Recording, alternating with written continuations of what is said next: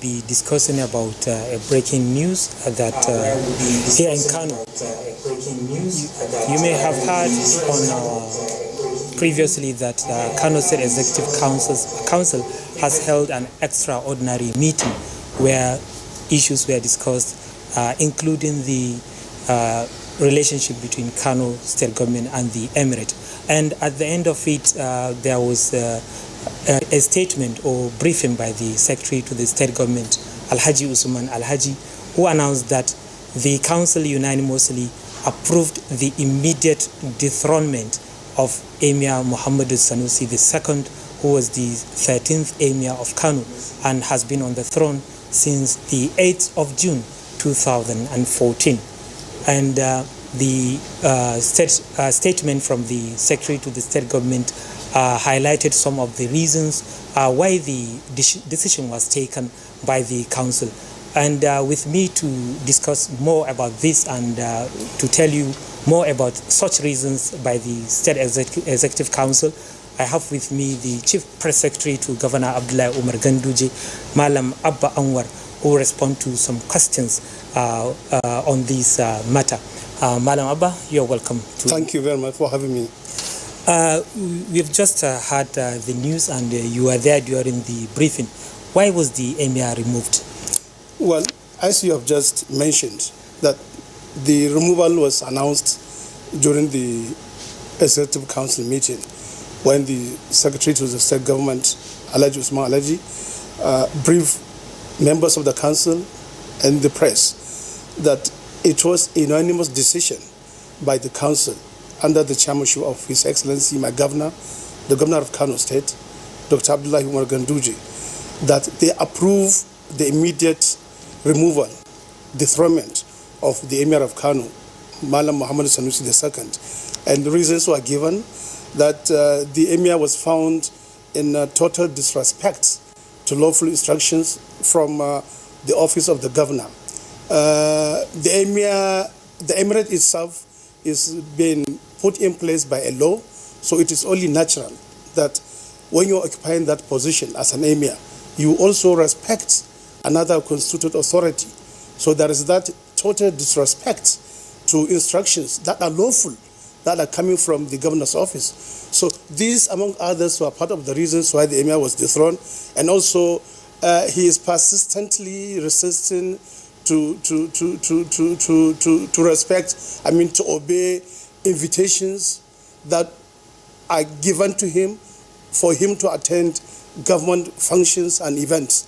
And he did that without any lawful reason. Even if he had any, we were not told. So these are part of the reasons why the Emir was dethroned this afternoon. So it's disloyalty in a nutshell. So what will be the next step to be taken by the government? Maybe before the next step, we didn't say that just offhand.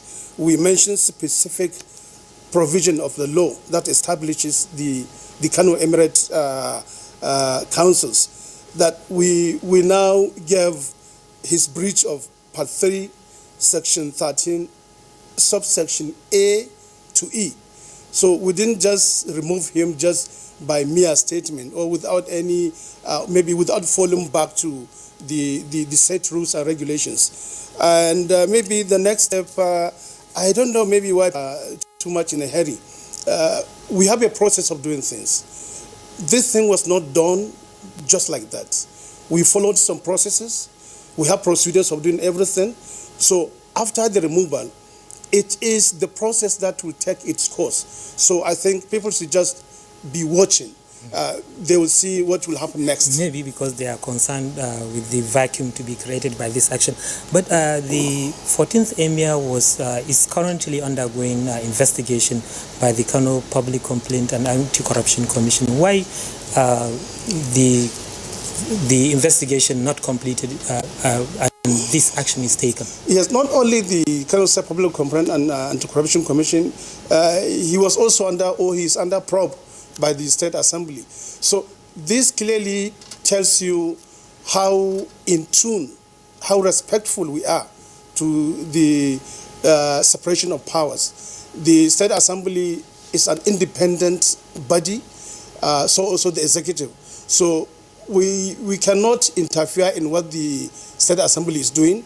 And so you may have a question that what will happen to the property of the State Assembly. So me as a spokesperson of the governor, that is from the executive part of the government, I cannot say what will happen, but maybe that will be given. So also the State Public Complaint and Anti-Corruption Commission, governor or the government does not interfere in the activities of Anti-Corruption Commission. So as the Anti-Corruption Commission is doing its own, we are also doing our own.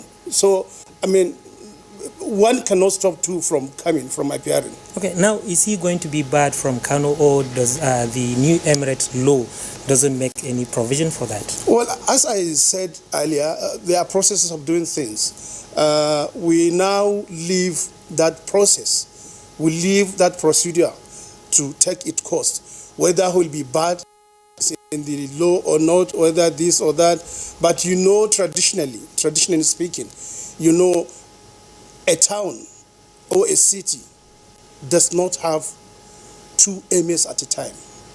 You remember his grandfather when he was removed or when he left the office, he moved to Azari, faraway Bauchi State.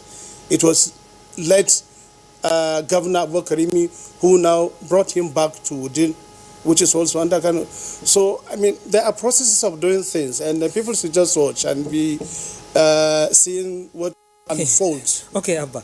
How soon will a new emir be announced? That also is part of the process.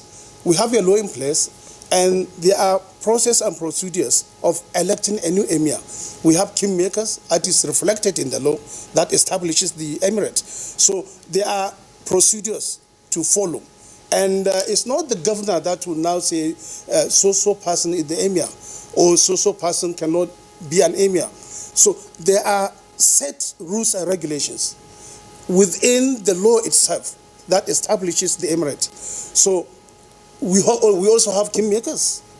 So we will follow the same procedure. So the speculations being made that one of the new emirs in the four newly created emirs will be brought to Kano to replace the deposed emir. Well, so it's not true. No, this is the first time I'm hearing about this. No, it's all over the town and local media. Yeah, you cannot prevent people from making statements, whether rightly or wrongly. So is the consultation with the council, that is the Kingmakers Council, on started or is yet to commence?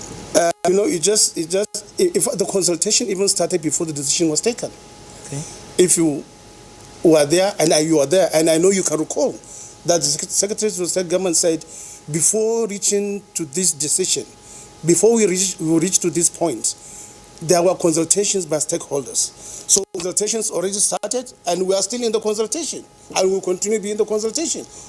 Okay, thank you, Malaba. So I've been talking with the Chief Press Secretary to Kano State Governor Abdullahi Umar Ganduje, Abba Anwar, on the issue, on the matter that just broke this afternoon, the dethronement, the 14th Emir of Kano, Muhammadu Sanusi, the second by the State Executive Council at the end of its extraordinary meeting presided over by Governor Abdullahi Umar Ganduje. So we'll continue to keep you posted as soon as more updates come up. Thank you very much. Thank you very much. Thank you.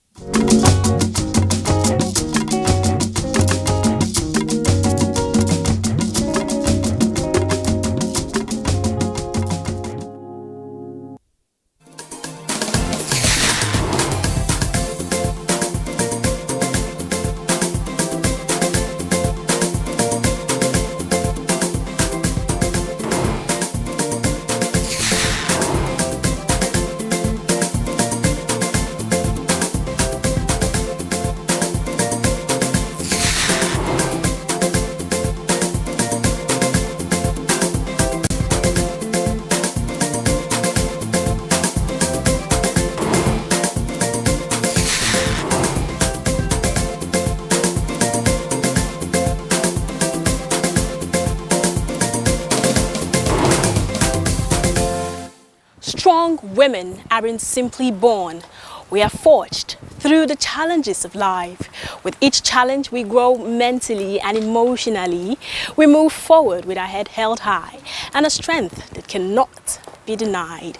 Welcome to yet another scintillating episode of Clicklight, where we entertain you through movies, music, fashion, creativity, and lifestyle.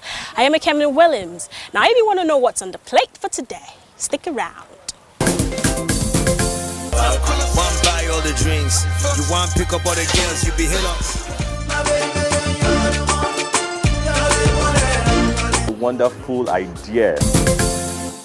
So, I think we are off to a good start. Ding! Entertainment news. The bottles are popping. The bottles are popping. One of Nigerian rapper M.I. Abaga's die-hard fan has written a book on him and his ideologies expressed in his music. Everything we don't close. Money go open now. You go to send a leg. Everything's rubber. The fan, identified as Buki, shared the cover page of the book. All the small boys with your shakara. All of them are faking. This reportedly is the first time after Afrobeat legend Fela Anikulapo Kuti, a fan will write and publish a book on an artist. Bella. He's allowed. M.I., who probably be like, see that? To his rivals in the industry, seemed pleased with the book, which appeared to be focused on self-worth. Niggas saying that we jealous. Cause they don't jam me for Quillox. One buy all the drinks. You want pick up all the girls, you be hit up. 3 bodyguard, 2 chicks with the body by you want to menage. Although the book reportedly is a story from the rapper's 4th studio album titled A Study of Self-Worth, highlighting M.I.'s personal struggles. Worst thing that's done to you as a black man is the idea that you always have to be strong. Produced under the Chocolate City record label. But sometimes your best isn't good enough, you know. And my best wasn't good enough. The rapper has recently announced his own record label as he exits Chocolate City. We wish him the best. The number of COVID-19 cases here in the nation surpassed 5,600 and the death toll. The COVID-19 coronavirus has not only shaken the China's entertainment industry, but also affected other climes such as France, US, South Korea, and more. The hugely popular K-pop group BTS cancelled a series of planned concerts in South Korea, billed for April at Seoul's Olympic Stadium. The group management agency said the decision was made due to the impossibility of predicting the scale of outbreak in South Korea come April. 200,000 fans were expected to attend. Likewise, the release of the much acclaimed spy thriller and James Bond sequel, No Time to Die. This has been postponed to late 2020, which was earlier anticipated in April.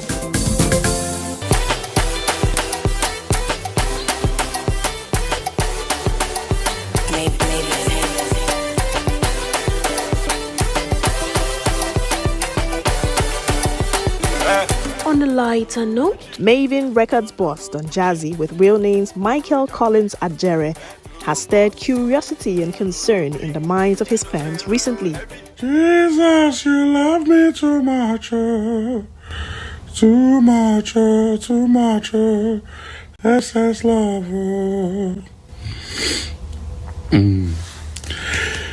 Jehovah, love me too much. Don Jazzy, in time past, who was admired for his mafia-like charisma, may have lost touch of that air.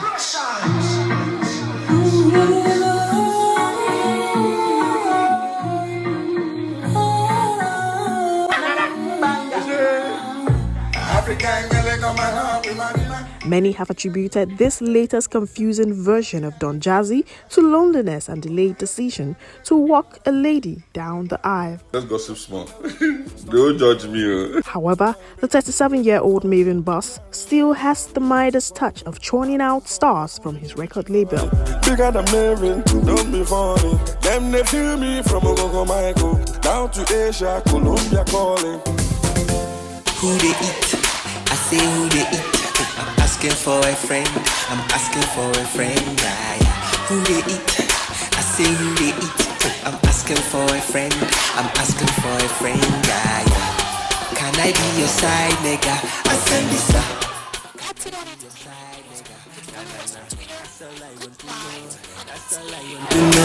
And if your answer be no, then you for be my girl. Break up with your boyfriend on board. Break up with your boyfriend on board. California, California, I need my wedding. I think it is quite encouraging when fans go the extra mile to appreciate celebrities. And of course, MI for one has revealed previously his struggles with, fear of abandonment, of failure. And I see there have been a shift in the entertainment industry where entertainers have been emboldened to speak about their personal struggles, and most times depression has been the major topic. I feel this is apt, and it's really going to break down the stigma of mental health, and of course encourage the younger ones who look up to these celebrities as role models to seek help when experiencing similar cases. At this point, I am glad to bring to you the artist for the week.